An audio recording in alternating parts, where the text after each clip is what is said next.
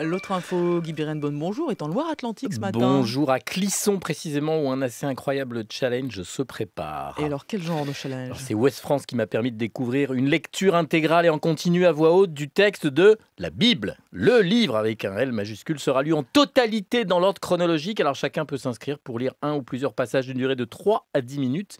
Un événement qui se déroule en fait dans le cadre de la Happy Week, une semaine d'animation festive avec des fest-noz, marionnettes, pièces de théâtre. Et du coup, du 31 janvier au 6 février à Clisson, 1251 personnes vont se relayer pour lire la totalité de la Bible. Et l'idée derrière, c'est quoi? Alors il s'agit de relever un défi forcément, de faire découvrir ou redécouvrir un texte qui est aussi une œuvre littéraire, c'est pas seulement un texte religieux. S'il s'agit de la première lecture intégrale de la Bible en Loire-Atlantique, figurez-vous Fabienne que j'ai découvert qu'une vingtaine de villes françaises l'ont déjà fait. Les dernières lectures ont eu lieu à Aix-en-Provence et à Pontarlier en 2015. Surtout depuis 2005, existe un site en français nommé labiblelencontinu.com qui recense et coordonne toutes les lectures intégrales menées. En fait, tout est parti en France d'un professeur allemand qui avait participé à une lecture intégrale de la Bible en juin 2000 dans la cathédrale de Nuremberg. Un professeur d'anglais de Limoges a décidé de suivre le mouvement.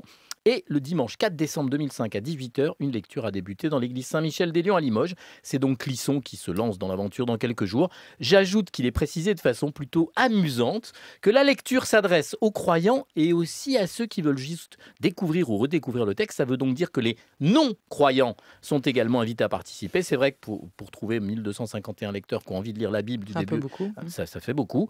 Alors 1251 lecteurs finalement convaincus qu'au commencement était la parole, comme le dit la Bible. Guy Berenbaum sur France Info.